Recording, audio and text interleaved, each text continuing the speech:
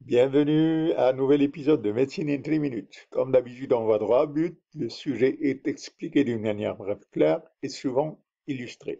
Alors, le sujet d'aujourd'hui est à propos des spondyloarthropathies. La famille des spondyloarthropathies inclut la spondylarthrite ankylosante,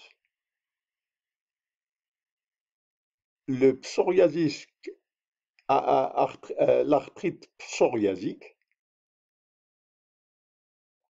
l'arthrite réactive, l'arthrite juvénile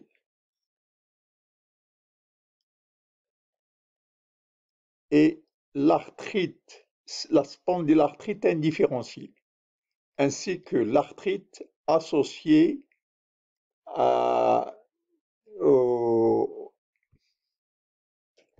alors, arthrite IBD, c'est l'arthrite associée à l'inflammation de l'intestin, la colite inflammatoire.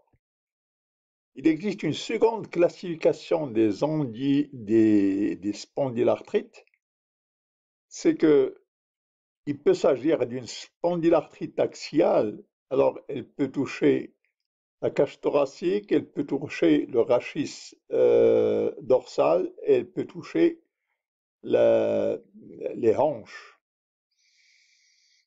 Il peut aussi s'agir d'une atteinte d'une spondylarthrite qui touche les articulations périphériques, à savoir les articulations des doigts, les articulations des orteils du pied et l'articulation du genou. Alors, nous commençons par la spondylarthrite ankylosante. Alors, spondylarthrite ankylosante, arthrite réactive, il existe une phase invasive de diarrhée par le Campylobacter. Ou bien, ça peut être une urétrite non gonoxique du type chlamydia, et dans ce cas, on parle du syndrome du Roy-Ritter. Il peut aussi s'agir d'un psoriasisme, d'une arthrite psoriasique ou d'une entéropathie associée à la maladie inflammatoire du côlon, ulcérite hémorragique et maladie de Crohn. Alors, en matière de spondylarthrite ankylosante, il faut voir l'articulation sacro-iliaque. Cette articulation sacro-iliaque qui a une fusion des deux os de l'articulation sacro-iliaque.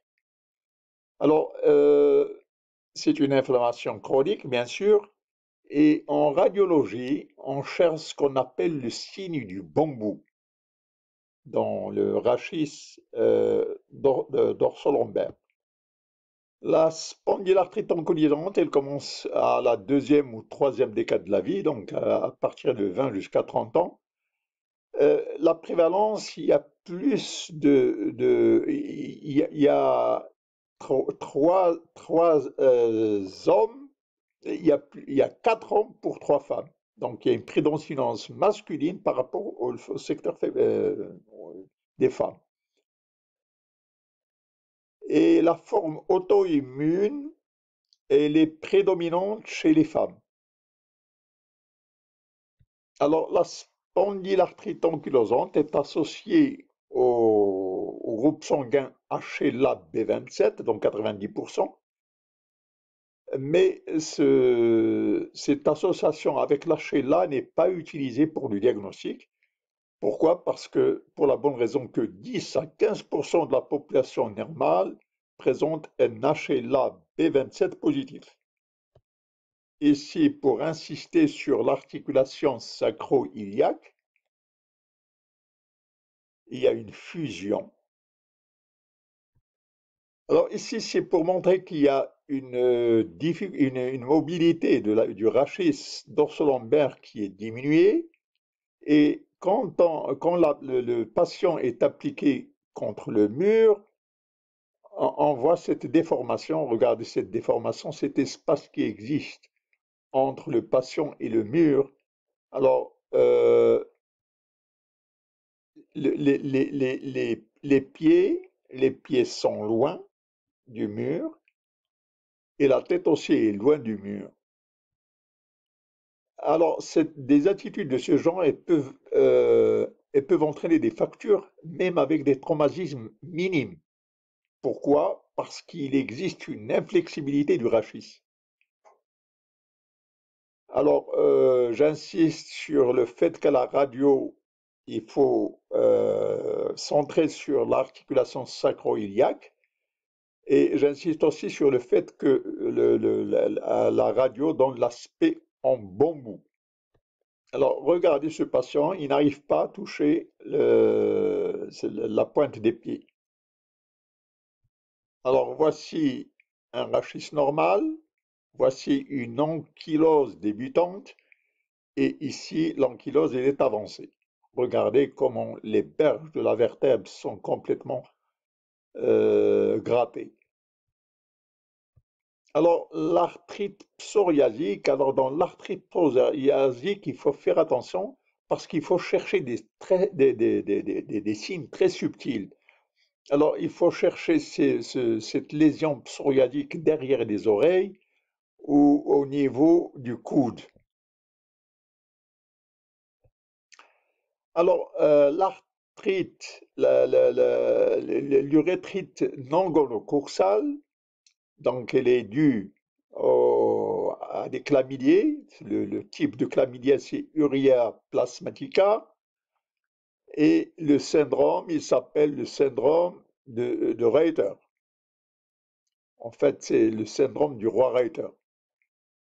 Donc, c'est une triade qui associe une conjonctivite, des manifestations musculocutanées et une kératodermite surtout au niveau des pieds, ce qui donne des pieds d'athlète. Alors, il faut chercher bien sûr la blénorragie, la balanite circinée, l'érythème autour du pénis, des, des ulcères au niveau des ulcères génitaux qui sont. Alors, ces ulcères sont douloureux, sont douloureux. Euh, il existe une forme agressive qui est vue en cas d'HIV. Alors, la triade, conjonctivite, urétrite, arthrite. Alors, le patient ne peut pas voir parce qu'il a une conjonctivite, il a des difficultés à uriner et il ne peut pas monter les escaliers. Donc, conjonctivite, urétrite, arthrite. Balanite circinée et pied d'athlète. Alors, pour le diagnostic de l'urétrite non gonococcale, alors on utilise ce qu'on appelle le NAT test. Alors, le NAT test, le diagnostic du chlamydia infection, c'est le Nucleic Acid Amplification Test. Nucleic Acid Amplification Test. Il peut être fait sur un écouvillon, le prélèvement au niveau du col de la femme ou du d'urètre chez l'homme. Et la sensibilité de ce test est de 90% et la spécificité est encore meilleure, elle est de 99%.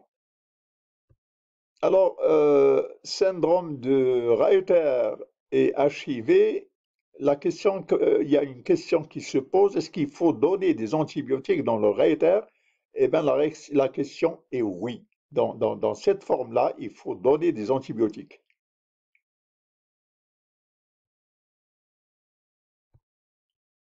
Alors, Crohn, le saut des lésions, les lésions sont infiltrantes.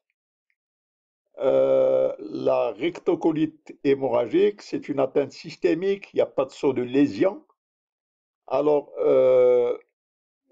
l'association de l'arthrite et du Crohn, elle est prédominante chez les femmes, euh, surtout si elles ont des médicaments immunosuppresseurs. Cela augmente le risque de spondylarthrite. Il faut savoir aussi que l'arthrite, l'entéropathie, elle peut se manifester avant l'arthrite. Nous abordons ensuite la spondylarthrite juvénile. Les périodes, ils sont caractérisés par des périodes d'inflammation modérée, avec des à-coups, avec des périodes de rémission entre les crises. Et c'est surtout au niveau de la hanche. Alors, la spondylarthrite indifférenciée, alors indifférenciée, pourquoi? Parce que les symptômes sont présents, mais c'est difficile de la distinguer des autres formes. Le diagnostic est difficile de cette forme. C'est par élimination d'ailleurs. Alors, j'insiste sur le point qu'il faut chercher le signe du bambou à la radio. C'est au niveau de la sacro-iliaque qu'il faut chercher la lésion. Quand le malade est appliqué contre le mur, regardez la distance entre les pieds et regardez la distance entre la tête. Le patient ne peut pas non plus atteindre ses orteils.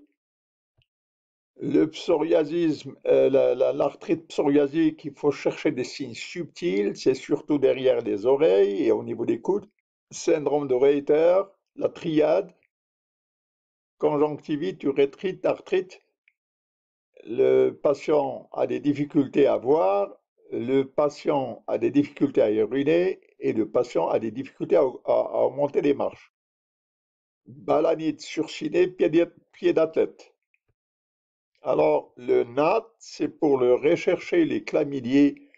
Le test est sensible, 90% et spécifique 99%. Alors, pharmacie peut être associée au Crohn et peut être associée à la rectocolite hémorragique. La forme juvénile, cherchée au niveau des hanches avec des périodes de rémission. Forme indifférenciée, diagnostic par élimination. Merci d'avoir assisté à cet épisode de Médecine en 10 minutes. Voulez-vous appliquer le bouton like, c'est-à-dire à la chaîne si vous ne l'êtes pas? Et vos remarques sont toujours bienvenues. Merci.